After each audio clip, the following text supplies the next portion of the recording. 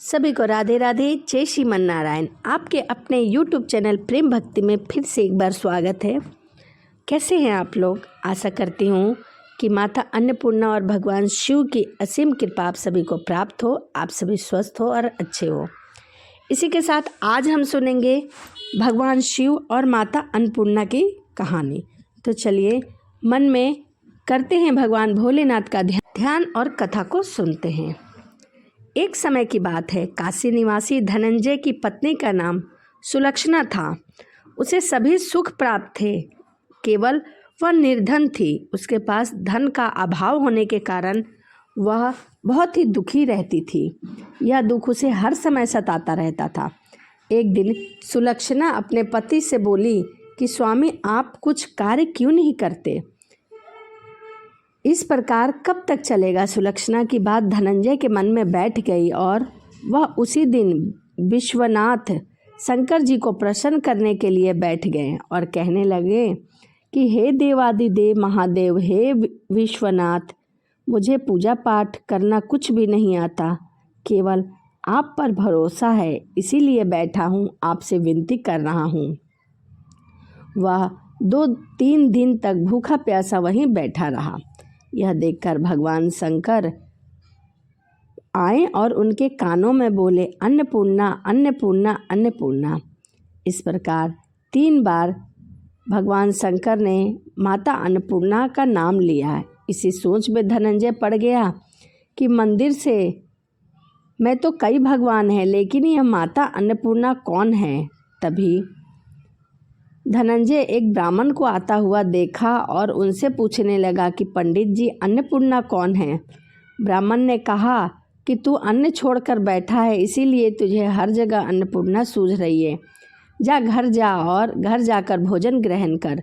धनंजय घर गया और अपनी स्त्री से सारी बात कह दी। वह बोली, नाथ चिंता मत करो, स्वयं शंकर जी ने आपको यह मंत्र दिया है, वह स्वयं ही आपको राह भी दिखाएंगे। आप फिर जाकर उन्हीं की आराधना करो। धनंजय फिर जैसा का तैसा पूजा में बैठ गया। रात्रि में शंकर भगवान ने आज्ञा दी और कहा, तू पूर्व दिशा में चला जा। वहाँ माता अन्नपूर्णा का नाम जपता हुआ चलता गया। रास्ते में फल खाता, झरनों का पानी पीता, इस प्रकार कितने दिन तक लगातार चलता गया। वहाँ उसे चांदी सी चमकती वन की शोभा देखने को मिली, सुंदर सरोवर देखने को मिला। उसके किनारे कितने ही अप्सराएं झुंड बनाकर बैठी थी।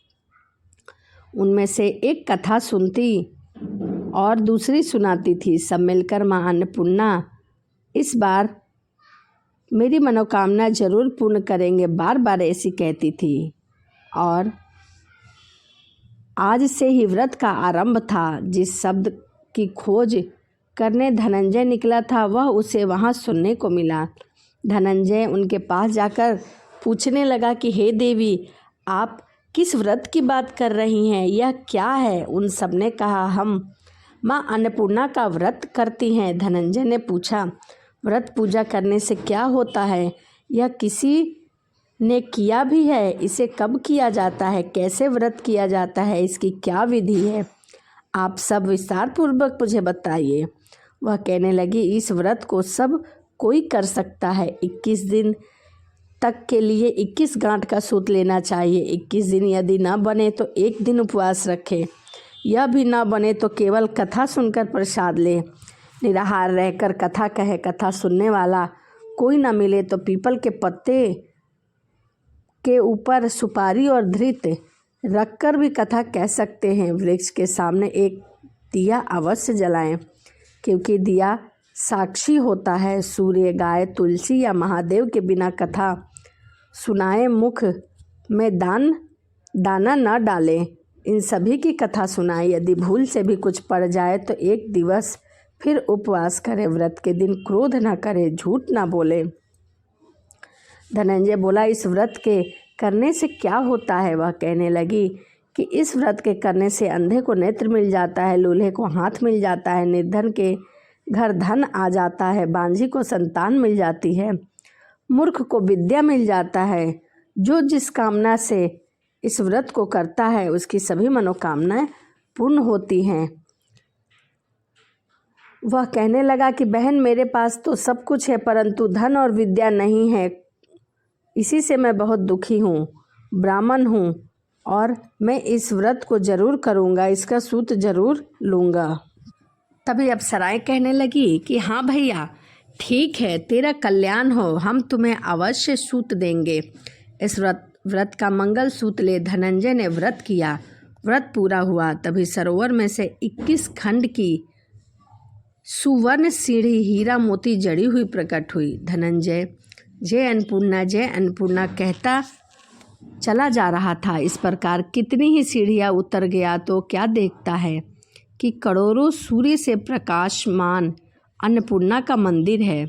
उसके सामने सुवर्ण सिंहासन पर माता अन्नपूर्णा विराजमान है। सामने भिक्षा हेतु भगवान शंकर खड़े हैं। देवगन्याएं चवर डुलाती हैं। कितने ही हथियार बंधे पहरा दे रहे हैं। धनंजय दौड़कर जगदम्बा के चरण में जाकर गिर पड़ा। देवी उसके मन की सभी बात जान गई थी। धनंजय कहने लगा, माता, आप तो अंतर्यामिनी हैं, आपको अपनी दशा क्या बताऊं। माता बोली, मेरा व्रत किया है, जब संसार में तेरा सत्कार होगा। माता ने धनंजय की जीभा पर बीज मंत्र लिख दिया। अब तो उसके रोम रोम में विद्या प्रकट हो गई। इतने में क्या देखता है कि वह काशी विश्वनाथ के मंदिर में खड़ा है। माँ के वरदान से धनंजय घर आया। सुलक्षणा से सारी बात कही। माता जी की कृपा से उसके घर में धन और संपत्ति उमड़ने लगी। छोटा सा घर बहुत बड़ा हो गया। बहुत सारे रुपए पैसे होने लगे। जैसे शहद के छत्ते में मक्खियाँ जमा होती हैं, उसी प्रकार अनेक सगे संबंधी आकर उसे बधाइयाँ देने लगे। कहने लगे कि इतना धन, इतना बड़ा घर, सुंदर संतान नहीं तो इस कमाई का कौन भोग करेगा। सुलक्षणा से संतान नहीं है, इसीलिए तुम दूसरा विवाह कर लो। अनिच्छा होते हुए भी धनंजय को दूसरा विवाह करना पड़ा, क्योंकि सती सुलक्षणा को सौत का दुख उठाना पड़ा, क्योंकि सुलक्षणा की कोई भी संतान नहीं हो रहा था।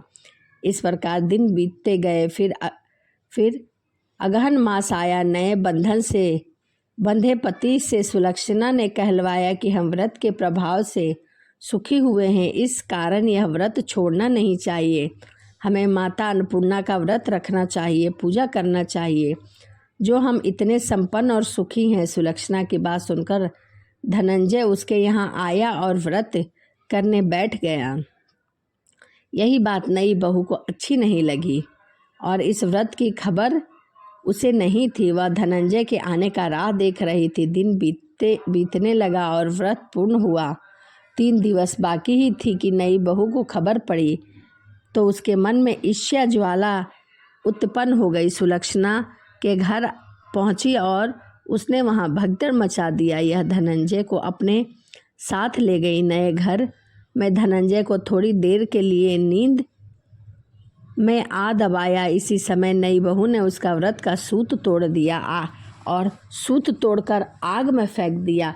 अब तो माता अन्नपूर्णा का प्रकोप जाग गया। घर में आग लग गई, सब कुछ जलकर राख हो गया। सुलक्षणा जान गई कि पति ने पूजा पूर्ण नहीं किया, उपवास अधूरा कर दिया, इसी से यह सब हुआ है। नई बहू रूठकर अपने पिता के घर जा बैठी। पति को परमेश्वर मानने वाली सुलक्षणा बोली, नाथ घबराए नहीं, माता जी की कृपा अलौकिक है। पुत्र कुपुत्र हो जाता है परंतु माता कुमाता नहीं होती। अब आप श्रद्धा और भक्ति से आराधना शुरू करें, वह जरूर हमारा कल्याण करेगी। धनंजय फिर माता के पीछे पड़ गया। फिर वही सरोवर सीढ़ी प्रकट हुई, उसमें मां अन्नपूर्णा कहकर उतर गया। वहाँ जहाँ माता जी के चरण में रुदन करने लगा, वहाँ पहुंचकर माता प्रसन्न होकर बोली, यह मेरी स्वर्ण की मूर्ति ले, इसकी पूजा करना, फिर तू सुखी हो जाएगा। जा, मेरा आशीर्वाद तेरे साथ है। तेरी स्त्री सुलक्षणा ने श्रद्धा से मेरा व्रत किया है, मैंने उसे पुत्र रत्न दिया है। धनंजय ने आंखें खोली तो खुद को काशी विश्वनाथ के मंदिर में खड़ा पाया। वहाँ से फिर उसी प्रकार घर को आया। इधर सुलक्षणा के दिन चढ़े हुए थे और महीना पूरे होने पर उसने एक पुत्र रत्न को जन्म दिया। गांव में आश्चर्य की लहर दौड़ गई। इस प्रकार उसी गांव के निसंतान सेठ के पुत्र होने पर उसने माता अन्नपूर्णा का मंदिर बनवा दिया। उसमें माता जी की धूमधाम से मूर्ति रखी गई, यज्ञ किया और धनंजय को मंदिर का आचार्य पद नियुक्त कर दिया गया। जीविका के लिए मंदिर की दक्षिणा और रहने के लिए एक बड़ा सा सुंदर महल मिला। धनंजय स्त्री पुत्र सहित वहाँ रहने लगा।